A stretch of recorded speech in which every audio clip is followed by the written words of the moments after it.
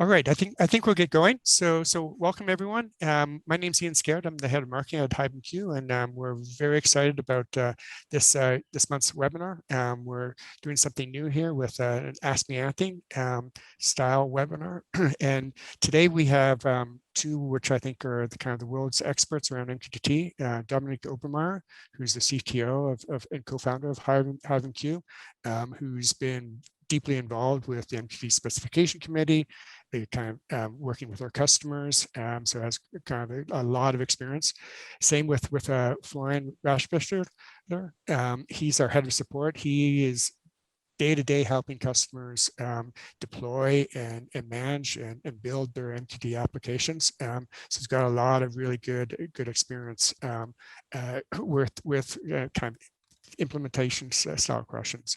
So really looking forward to the session and kind of working with your questions and answering your questions. Before we get going, we're going to put up a poll to really, we really want to understand kind of what the who's attending and kind of what the experience level is. So if you wouldn't mind kind of spending some time just quickly answering these questions so we can get a sense of kind of who's attending and what the experience level is, that would be appreciated. And so the format what we have today is going to be sorry, let me just get my screen here. It's really an Ask Me Anything. We've got some questions that were asked in advance that we'll start off with, but everyone is encouraged to use the Q&A bot to ask their questions, and we're going to try and get to as many as possible. I want to kind of caution everyone, we might not be able to get to everyone's question. If your question is very kind of specific to your situation, we might just try and answer that offline too. So we want to kind of make sure this is educational for everyone. So we're going to focus on some questions that we think everyone would be interested in. But certainly if you have a very detailed question, please enter it, and we'll certainly follow up after the webinar if we don't get to your question or if it's very specific, right?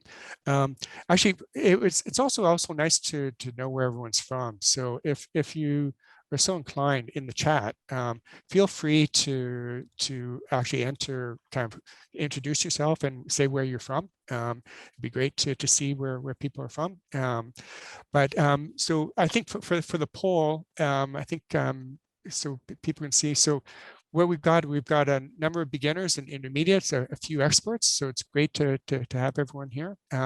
Looks like kind of some people are deploying. They're kind of the deployments underway. They're kind of also lots of people are planning. So we've got a good cross section of people here, which will make it certainly interesting for us. But again,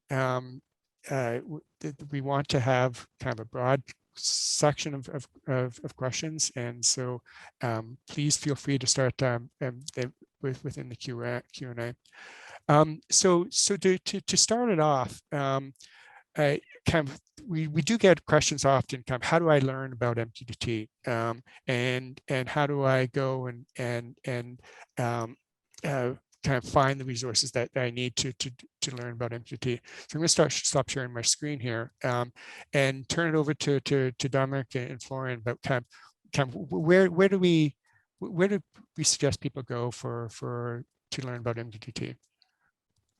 Okay, so I'll take all their questions. So thank you, Ian, for the nice introduction, and hello everybody from my side. As Ian said, I'm Dominik Obermaier. I'm the CTO here at HiveMQ. I've been deeply involved with MQTT. I'm super excited to answer all the questions today, or as much as we can in the session. And as Ian said, the first good question is, okay, if you're a beginner, where do you start? While MQTT is actually, from a protocol perspective, pretty simple and lightweight, it's still surprisingly, there are nuances people need to know about from my point of view. And for this reason, here at HiveMQ, we developed some educational material, which is, from our perspective, useful for getting started. So let me just share my screen, and then I can actually show you some of the material. So if you're completely new to MQTT, then we would recommend, especially for people who like reading, there's the MQTT Essentials blog post series. This is really a classic, and a lot of people have been using this series over the years to get from novice level to expert level into deploying large multi-million device applications to production. And the MQTT Essentials give you all that. So you can visit the link hivemq.com/MQTT Essentials, or just Google it.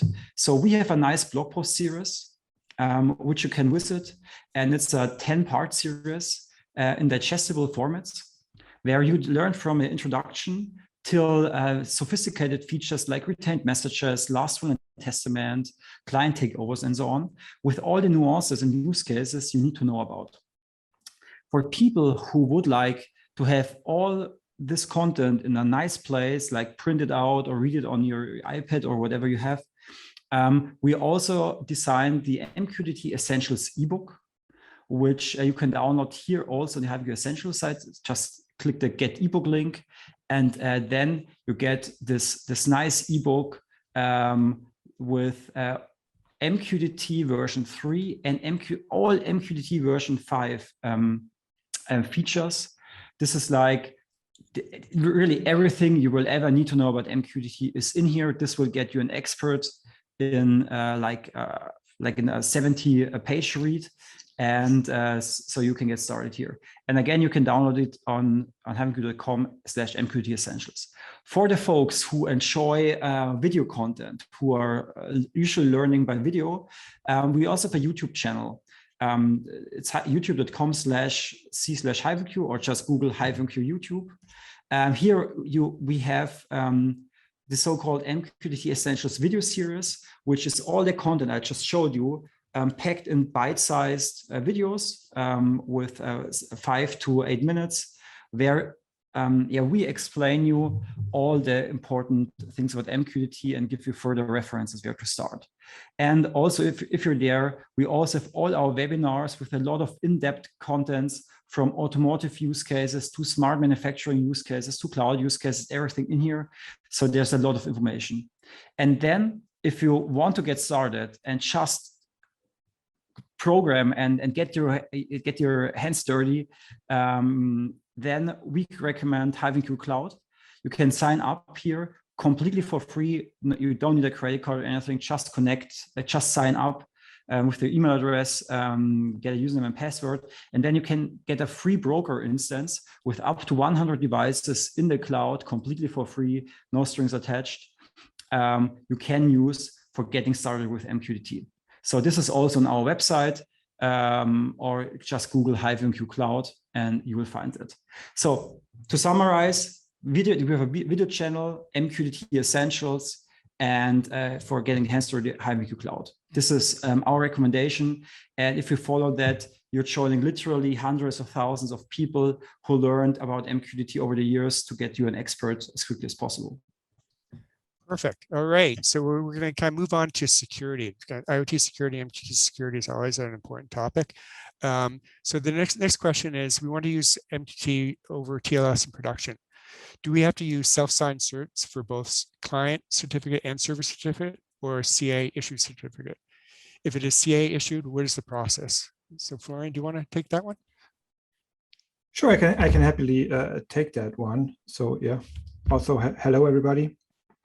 And first of all, I can absolutely agree or attest to that you should always use TLS when using MQTT in production. It is one of the cornerstones of IoT security, is the encryption provided by the TLS. In terms of what kind of certificates you can use, it is common to use self-signed certificates, and typically your MQTT broker like HiveMQ should definitely allow you to use those, but you can also use CA signed certificate. In the case of using a CA signed certificate, as it is with certificates, you need to make sure that the system where your broker and your client respectively run on do include those CA certificates in their trust store, in the so-called trust store, and then it actually provides an, I would say, easier in the sense of less step setup. So in short, yes, you can use both CA or self-signed certificates, and we have also customers using both variants in production. Okay, so there's a follow-up question here too, which I think is, I know we actually just got a question from a potential customer that's looking at AWS so on the client certificates, do they have to be unique for each client, or can you have the same client certificate for all your clients? So definitely you can reuse client certificates. Again, this is very much so, but dependent on the particular use case. And in some use cases, this might be very viable if you have like a smaller IoT device that acts as your client. In some cases, you might also want to be looking into using individual client certificates, and you could even, with the use of the HiveMQ Enterprise Security extension, for example, then incorporate the contents of the client certificates into your authorization, which is another very important part about MQTT security. You always want to make sure that on top of TLS, you also incorporate authentication and authorization methods. And by having individual client certificates, you can actually make permissions that allow access to resources for different clients based on what the contents of the client certificates are. Okay. And just to add here to this, especially for the individual cases, especially if you're mission critical, or if you're having, for example, for a lot of use cases like automotive use cases, or other use cases where you have a lot of devices you give out to your customers, which you don't have under control, which is also true for many IoT devices. Exactly what Florian said, we would recommend to use individual things, because then, as Florian said, you can make use of the authentication and authorization mechanisms, and then you can log out. Let's say if you're a car vendor, if a car is stolen, you can log the car out very easily. And so yes, this would be a recommendation. But yeah, there are multiple things to discuss. We have seen both, but I think as a rule of thumb, if you give out devices to customers, individual certificates are usually the way to go, and we would recommend that. All right. The next question is from Daniel Sass, and I'm going to actually see if Daniel wants to. I'm going to turn on Daniel's mic. So Daniel, I think you asked how to monitor persistent subscribers and identify retired subscribers. So Florian or Dominik, if you wouldn't mind kind of just answering the question, Daniel, if you'd like to kind of ask follow-up, you certainly can. I think I've unmuted your mic. But how do you monitor persistent subscribers? I guess the first question. Yeah, so that is definitely a good question, and it's important to know who's actually or what's persisted on your broker, what kind of subscriptions do you have. And at HiveMQ, we take this whole matter of observability of your MQTT deployment very seriously. Specifically in the support department that I'm heading off, it's very important to see what's happening on the broker, and this is why HiveMQ has a so-called control center where you can actually do what is called client snapshots and see all the connected clients, but also the disconnected clients with persistent sessions, and identify the exact subscriptions that all these clients or disconnected sessions have. Perfect. All right, Daniel, I'm not sure if you want to ask a clarification, or we'll just keep on going. Hello, thanks. Can you hear me? Yeah. Okay, cool. Yeah, that was actually the question. When you have, for instance, a persistent client, which is maybe retired sooner or later, then a lot of messages maybe pile up, and they cannot be delivered because the client never reconnects. And yeah, my question was, can you see that somehow in the control center, that there's a huge amount of messages which cannot be delivered to the client, and you might have to delete that client or whatever? Yeah. So I can happily take this also over, because here is actually not only the MQTT, not only the HiveMQ Control Center, but also a set of MQTT features comes into play here. With this particular use case in mind, MQTT 5 introduced so-called message as well as session expiry intervals. So for a connecting client, you can set an interval after which it expires and gets cleaned from the broker, as well as even for individual messages. And typically you would say, for example, sticking with the automotive use case that we discussed, let's say, okay, if a car is not coming back for 30 days, it will no longer need the queued messages on the broker. So you set the session expiry to 30 days. And the cool thing is about a broker like HiveMQ or HiveMQ specifically, you can actually set a global session expiry on the broker so that you can utilize the MQTT feature even if your clients are still using MQTT 3. Yeah. I would also quickly like to add and actually to add another nuance to this question, especially if you have devices who have a lot of, where the queue is pretty full, and if you want to find that out, I can also quickly share my screen. So I have I'm just using half my screen here, so the resolution might not be as good. But here in the control center, so for brevity, I just have the significant part here. You can also sort MQTT clients by queue size. So as you see here on this deployment with I think 10,000, almost 10,000 MQTT clients, you can here in the control center filter directly and see which MQTT clients do have a full queue because they are too slow in consuming, or they're offline and the queue is full. So you can actually filter for these clients. And as you see here, we have quite some MQTT clients which do have a full queue. And this helps you, especially if you're in production, find out if there are any problematic clients and then take measures. So this is absolutely possible. And the control center is an extremely powerful tool for figuring out this kind of cases where you want to see, okay, do I have any let's say, full queues? And you can even then dig into that, which we won't do right now. You can dig into that and then do even administrative actions like disconnecting, removing the session, and so on. So this is possible. Great. Well, thank you, Daniel, for your question. So I want to move on to a question about automotive. So this I don't think this person's on, but they're looking at automotive ECUs and with their MQTT client running on the ECU, connecting to an OEM cloud, probably like running on AWS. And the question is that how should we run HiveMQ in the cloud? Kind of do we need to have any AWS libraries or an SDK to link on the ECU side? So Dominik, could you take us through kind of how HiveMQ works in the cloud environment? Here. Oh yeah, absolutely. And I think this is a critical topic. So you also mentioned, I think, automotive use case.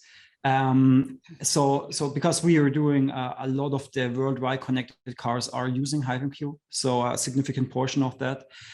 So we have plenty of experience because we literally have like tens of millions of cars where we know about it pretty well, how these deployments work. So there are actually multiple ways. So usually HiveMQ is agnostic where you deploy it, which means you can deploy it basically anywhere, from a bare metal in your data center to Kubernetes environments in the cloud and everything in between. And this really also depends a bit on the organization. But traditionally, most of these platforms today work that they use either AWS or Microsoft Azure, and then HiveMQ is installed here. So the great thing is HiveMQ is 100% MQTT 3 and MQTT version 5 compliant. This means you can use all features. It's 100% vendor login free here, and then you can deploy it. And it's so critical that your car and the ECU of the car, for example, connects over standard MQTT and not a proprietary version of MQTT. And with HiveMQ, you can do that. So you usually deploy it here. You have usually your high availability cluster, and then you can connect millions of devices. And usually then let's say, services in the backend. Some of them use Apache Kafka, some of them are using a database, some of them are using MQTT directly to consume data from the broker. So they're really, depends a bit on the use case. Then HiveMQ integrates with all of that. So this is pretty straightforward. This is what HiveMQ is really built for.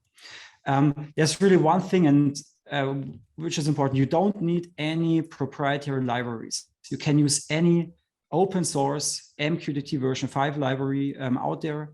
So there are, for example, the Eclipse PAHO project, which have open source components. There is, we have our own Java library, which is also used in mission critical use cases. We developed this library together with BMW here in Germany for mission critical use cases, which is also pretty popular among our customer base and also the MQTT community. And so on. So you don't need anything proprietary. This is super critical because you really don't want to lock yourself into with a proprietary protocol.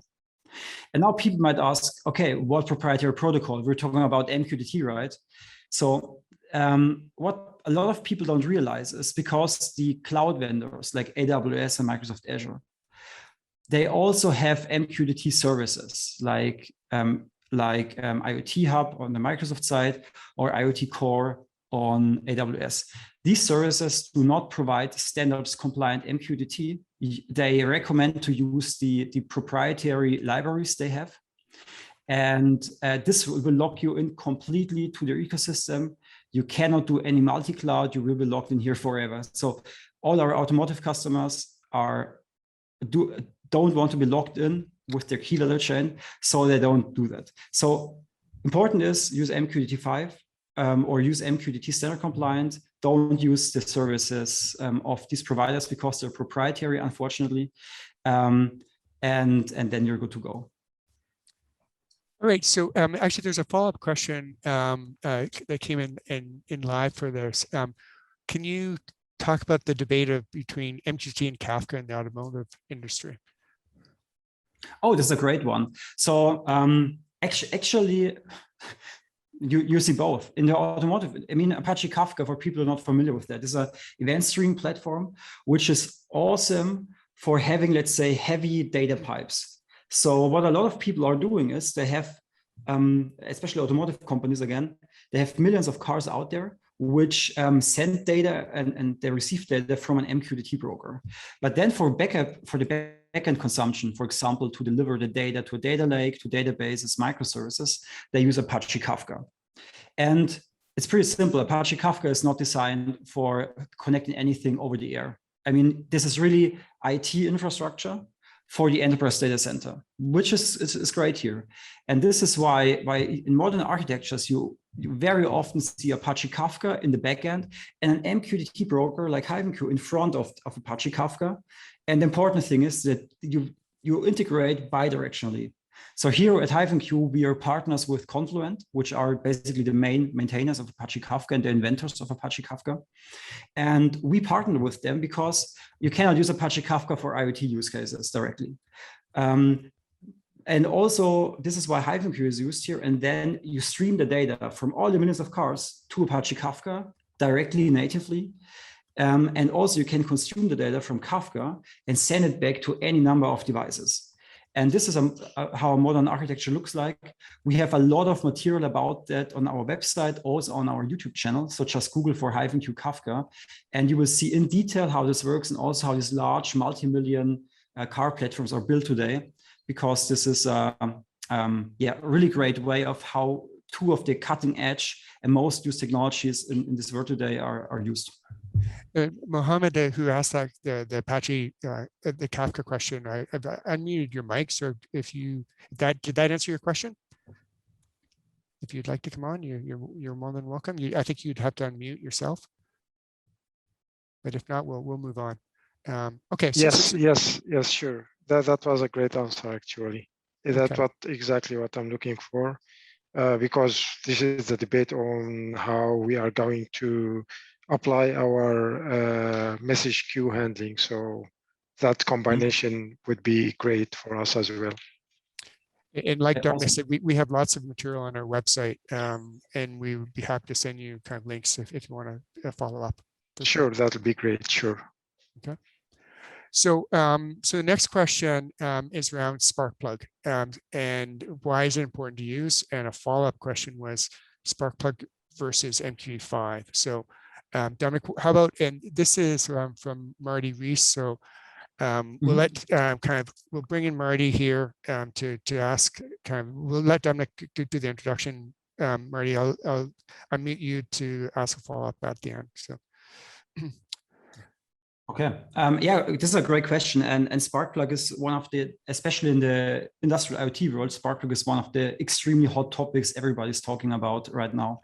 And this is a reason. So, and also just by the way, for Sparkplug, I'm also a bit involved here. So I'm on the specification committee. So I deeply care about Sparkplug and also, so I hope to provide some insights on what we do here with Sparkplug. So Sparkplug is a protocol on top of MQTT, which bridges the gap between operations technology, which you find in factories usually, and IT, information technology, which is, let's say, our cloud world, our cloud native world we live in today. And so for people not familiar, so we'll do this on a very high level view. Sparkplug is really here to have plug and play interoperability for factories and digitizing factories. And it uses a kind of so-called unified namespace concept, where instead of the traditional spaghetti infrastructure architecture, where you connect devices together, sometimes via cables directly, just connect it, and then you have this big spaghetti architecture, like a bowl of spaghetti, which you cannot untame. And this is the old world. Like, this is how people used to do operations technology for 40 years. So for people who are familiar with the space, they can relate. For people from an IT side who haven't heard about this, this might be a bit unfamiliar but yeah, this is how that world works. And with Sparkplug, it provides an MQTT-based infrastructure, which allows you to dynamically connect all the systems you have over a lightweight protocol. So it's a lot of great properties. And a lot of companies are now looking for using Sparkplug-based architectures for digitizing their factory. And there are so many use cases, like, for example, Chevron, who basically digitized their whole worldwide, let's say, infrastructures with Sparkplug. So there are a lot of case studies here. So this is one of the extremely hot topics. But for people not familiar, this is a bit specialized. I think we also have, if you want to learn about Sparkplug, a video series on our YouTube channel. We also have a blog post here. So we have some content around the two. We will happily also send that out afterwards if people are interested. But this is Sparkplug. So for people who are not familiar with factories and digitalization, Industry 4.0, industrial IoT, this might not be that relevant because it's really geared towards this industry, but it's really great to know about. And one of the many use cases where a protocol on top of MQTT is built for a whole industry. And we see this also for other industries, like for robots, for autonomous robots. You see that there's a specification on top of MQTT for public transport. So all of the MQTT is a base infrastructure layer for all of the modern communication things, and Sparkplug is one of them. So Marty, does that add? Go ahead. Yeah, I just wanted to add the second part of the question, where you said where does Sparkplug compare versus MQTT 5? And so, like Dominik described, Sparkplug is an additional protocol on top of MQTT, but MQTT 5, especially for other industries and for more specifications that are industry specific, MQTT 5 does come in important with some of its features, such as user properties or payload description, where you can then actually build multi-vendor and multi-use cases. And MQTT 5 helps to again increase the observability across teams when implementing potentially multiple specs. So Marty, did you have any follow-up questions? I'm going to allow John Sinet, who asked about the MQTT 5 in here. But Marty, I'll let you go first if you have a follow-up question. Okay, thank you. Can you hear me? Yes, we can. So is MQTT 5 more secure than Sparkplug? Should I be using one over the other? Or if I'm in an industrial manufacturing base, which I am, then should I concentrate on using Sparkplug? This is a great question. So the cool thing is MQTT 5 is basically the base for Sparkplug. So Sparkplug works with the MQTT version 3, but also with the new specification coming out very soon, you can also use Sparkplug on top of MQTT 5. So basically you can have both and benefit from both.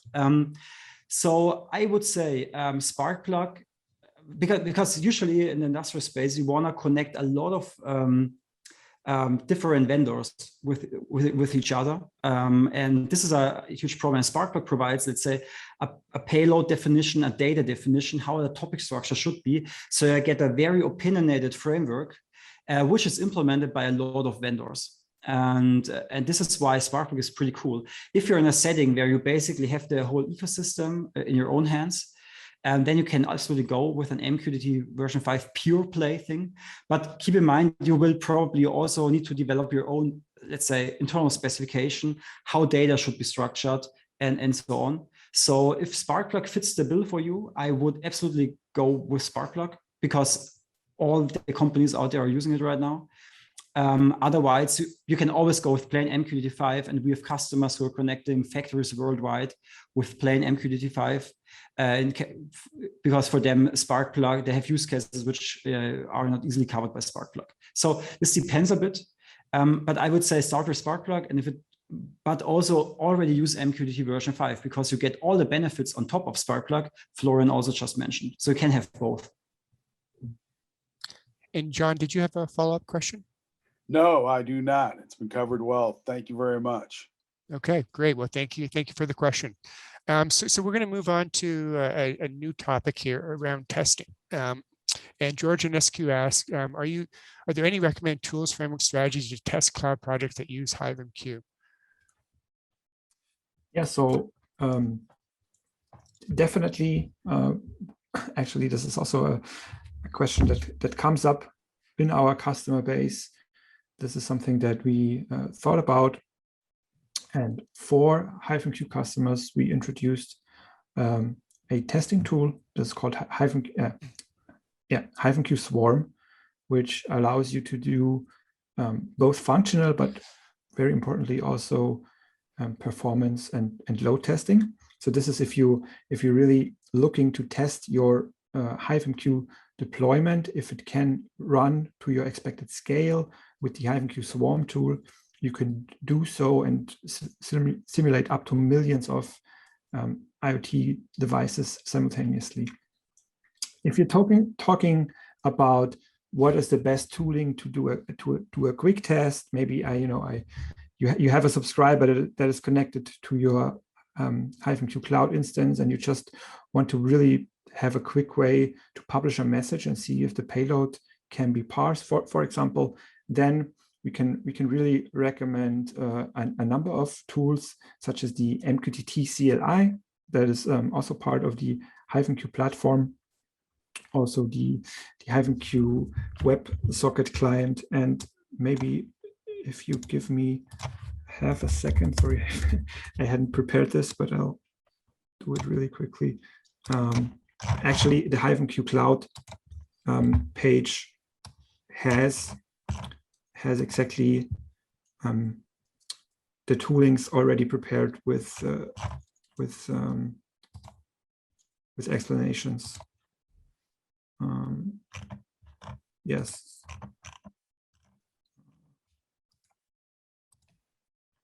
So maybe we could just follow up with I sent the link in the chat. I have to. Yeah. So George, I allowed you to talk. Does that answer your question? Do you have a follow-up? Yes, this answers my questions pretty well. Thank you. Okay. Well, thank you for the question. So we're going to move on to actually a question from Sanjay. So it's a bit long, so bear with me. So for connections that are many hours, 10 hours or more long, and you use it in one-on-one manner, not just one-to-many, we can't use it, and we can't use MQTT. Is it okay to have thousands of devices be subscribed to a unique topic to that device for the entire time? Will the broker be able to handle that many subscriptions? Oh, yes.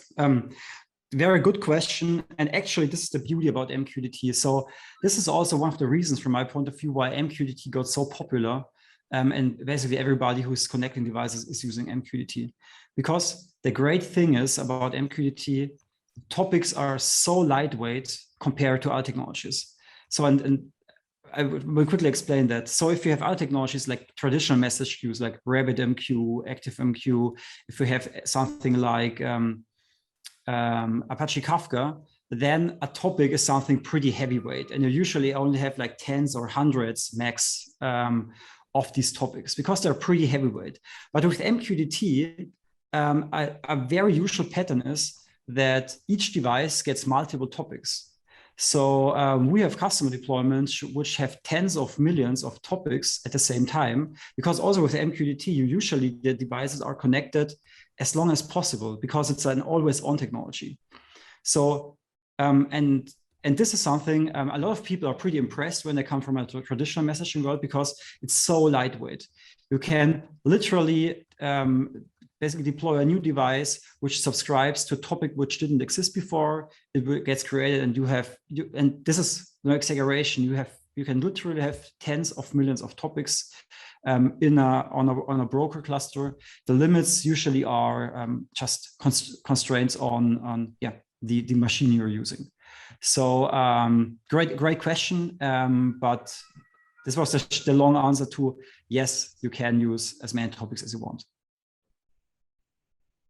So Ian, I think you're muted. Sorry, so Sanjay, I've unmuted your mic. Can you hear me now? And do you have any follow-up questions? No, that's really good. That was one of the main questions. That was one of the questions. We're just getting started with MQTT just like a couple of months ago. So that's one of the big questions that we had. And could I ask you what's your use case? What are you looking at using MQTT with? We're in we make software for the trucking industry, so we're looking into have connected devices basically. And right now we've been using HTTPS, and a lot of our clients are data class sensitive. So we want to use the MQTT, and we also want to be able to push messages to devices, which we can't do right now. So yeah, and I think that use case is very similar to the connected car use case, right? And we've got a lot of success, and we've got a lot of experience in that world. So feel free to reach out if you want to follow up. Great. Okay, so we'll move on. So to the next question. Let me just see here.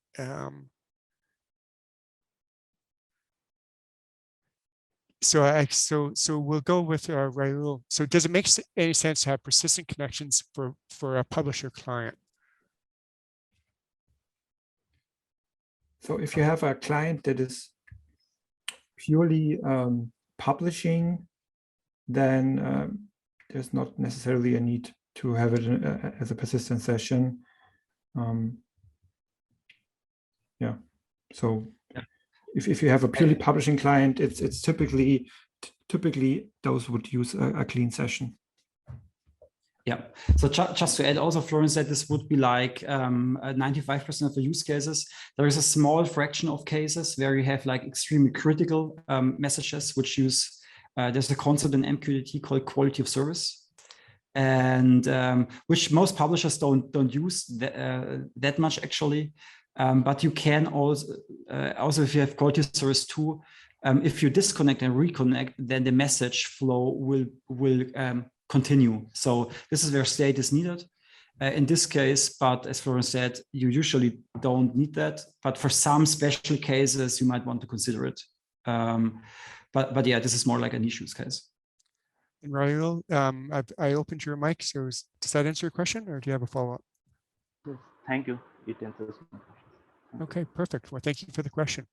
The next question we'll go to is kind of a pretty detailed question here too. But so when a connect request is made by using a client ID, an existing connection with the same client gets disconnected, can that be prevented from an active client ID? Yeah, so this described mechanism here is the so-called client takeover. It is part of the MQTT specification for all versions actually, and this cannot be prevented. The reasoning behind this, so this mechanism does make sense here. So because this is so MQTT is an application layer protocol on top of the TCP/IP stack, and there are oftentimes situations where the broker might not have already recognized the connection loss on the TCP/IP level. So a client reconnects before it could even be recognized that the TCP connection was lost. And this is where this feature comes into play. It basically helps with consistency of messaging. Perfect. Pravin, I believe I actually, let me just, I opened your mic. This is from Pravin. Did that answer your question? Yeah, I think you have to unmute. If you yeah. Actually, only thing, it becomes a hack. You know, someone knowing a client ID, he can disable a client. Yeah, so this is the reason why we would always recommend implementing highest MQTT security standards and using such mechanisms such as TLS, and you can use a client certificate that's necessary for the client to connect. On top of that, you can do authentication, so the client needs credentials to connect to the broker. So it should not be possible for an attacker to just connect to your broker with any MQTT client ID, of course. So, but you take care of this with IoT security mechanisms. Thank you. Perfect. Well, thank you for your question. So the next question is from Daniel Altman. I've had a customer who would like to log all messages that are ever sent over the broker. I personally don't think this makes a lot of sense, but his application was rather small, so it seemed possible. Is there a specific technical solution you'd recommend to achieve this? So there's multiple ways, but you'd want to have, of course, something that writes rather quickly. Technologies I could think of, for example, is utilizing the MQTT message log extension that actually HiveMQ offers for free. It's an open source extension, and then combining it with a technology like Kibana and Beats, and basically getting the log into a storage that way. Other technologies that can certainly be utilized for this is actually something like Kafka or Splunk, to name one opportunity. So definitely a broker like HiveMQ with its extension SDK is specifically designed where you can do additional business logic into the MQTT message flow like this, where you can, on top of fulfilling the MQTT messaging, you could do storage and auditing of the messages like this. So it's definitely a viable use case. Of course, like Daniel said, at some point, of course, when we have customers with literally tens of millions of devices and hundreds of thousands of messages per second. At some point, you need, of course, see if it makes sense anymore, and if you even have the ability to store it. But for a smaller use case, definitely, and I would personally probably recommend something like an LXSec for this. Perfect. Daniel, does that answer your question? That was very helpful. Thank you. Great. Okay, we're going to move on to this is a question about HiveMQ Cloud from Remchandra. You have a 100 device free package. Does that mean 100 devices can connect simultaneously at a time, or a number of devices that can connect overall is 100? I mean, if I have 150 devices in schedule so that 100 can connect at the same time, is that allowed? So Dominik, do you want to take that? So while we record, so especially if you have more it's so even if you don't have all of them connected, we usually would recommend to have unique sessions. So you can have them concurrently. So this shouldn't be a problem. But we will announce pretty soon a very, very cheap and easy plan on top where you can have more devices on a pay-per-use basis. But usually you can connect 100 devices at the same time. We would recommend in this case to have a plan with 150 devices. But for now, you can just do your use case. But it's a hard limit. So if you have 100 devices connected and the 101st device would like to connect, then it cannot connect. So be aware of that. Otherwise, you can enjoy the 100 devices plan for free. Okay, thanks. Thank you for your question. So we're going to move on to a question from Simon. Hello, is there a way to implement OCSP for the TLS endpoint? We could lock out compromised certificates with a plugin, but we see a big advantage of using OCSP to lock out revoke certificates. Yeah, so this is the kind of, let's say, enterprise features that are for some use cases important. So HiveMQ implements the OCSP step link standard. So this is something that can be used. Other than that, there are specific things also already implemented somewhere on the roadmap for these kind of enterprise use cases. It really depends also a bit if it's just, let's say, the certificates, and OCSP might be pretty good. And again, OCSP step link is supported. Simon, does that answer your question?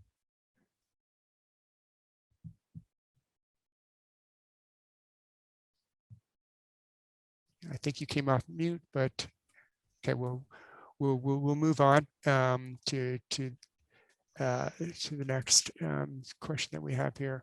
So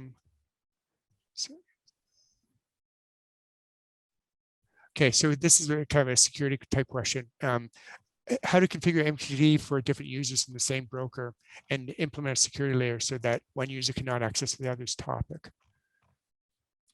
Yeah, so here is actually, again, authorization is what comes into play here. So you can definitely restrict the exact access each client gets on the HiveMQ broker. This is quite granular, so you can restrict what kind of actions can be taken. So this is publish and or subscribe, what kind of topic filter can match what kind of topic filter matches the actions you take, and then quality of service levels and some other more detailed options. And actually, if you want to introduce something like a multi-tenancy where the clients are transparent to the topics they use, you can definitely also do this with the HiveMQ extension SDK by doing a specific appendix or prependix to the topics based on some characteristic that you have. For example, like we talked about, you could utilize a client certificate to know what identity this user has. So yeah, it's definitely possible to do that with the use of the extension SDK of HiveMQ. Perfect. So I'm not going to be able to pronounce the first name correctly. Waya, that I kind of allowed you to ask a follow-up question if you're available. Okay, we'll move on. So the next question is more of a use case. Are there examples from healthcare, a collection of ECG data and other data from patients, security of this? So this is from Thomas Veschner. So I have a use case that I can kind of introduce, but Dominik and Florian, I'll let you guys go first if you'd like to go. But no, you can go ahead. Go ahead. Yes. So we're working with a startup in the US, and then they're actually doing a patient monitoring device that they will roll out through hospitals and long-term care homes to monitor patient information. That's one example that I know of. We also have then there's a case study on our website of a monitoring system for long-term care for seniors at home.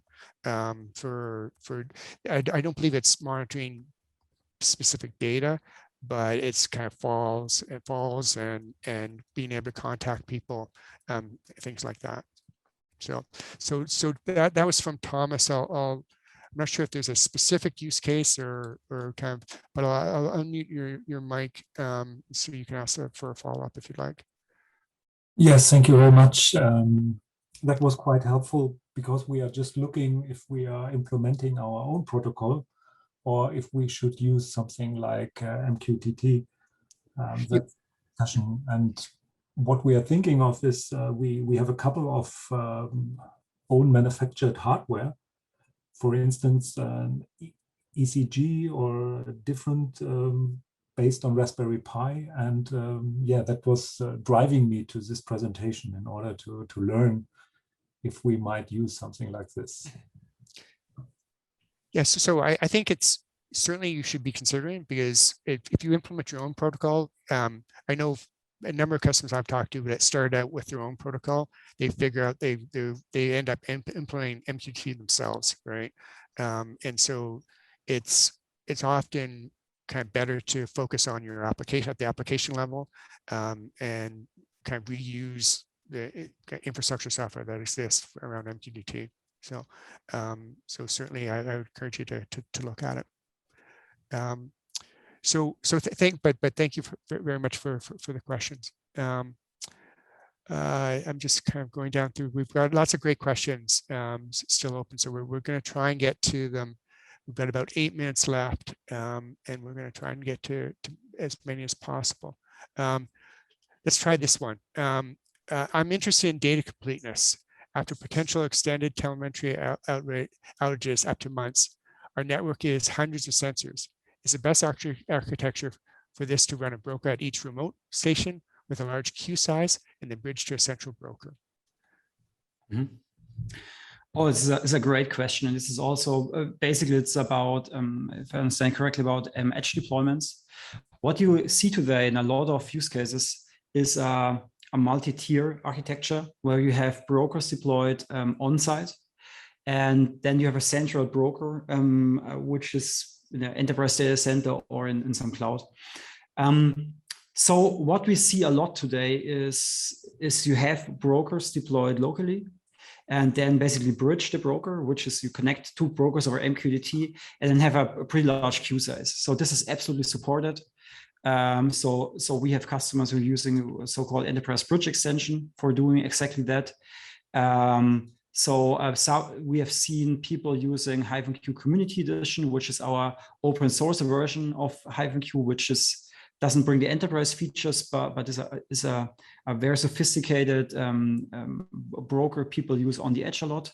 But also there are things like the professional edition we have, which also use on the edge. And then you can bridge that. So we would recommend to do that.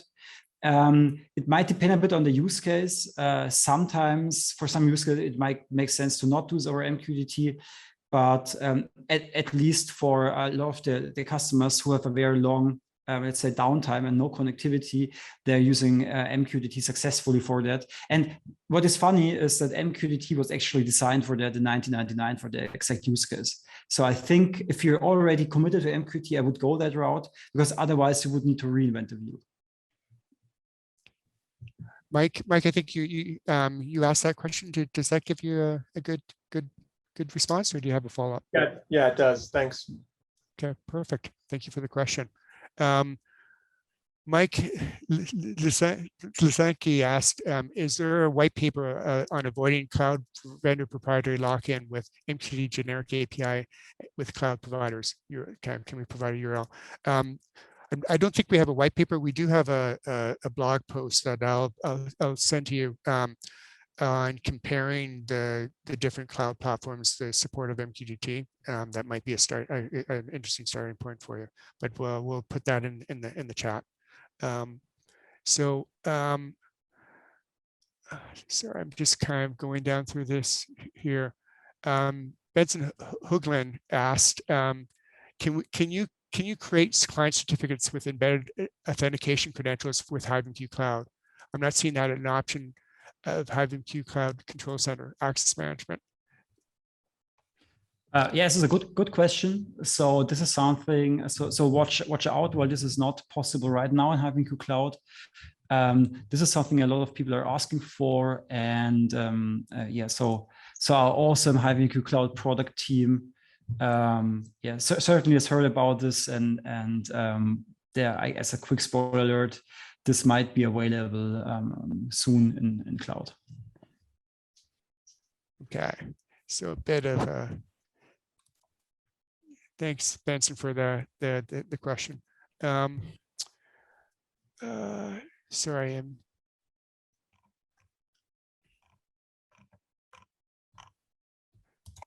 so for a new automation deployment, we are thinking of having the gateway on a cable modem. Where do you think it would be better to have the MQTT broker? What backend to use?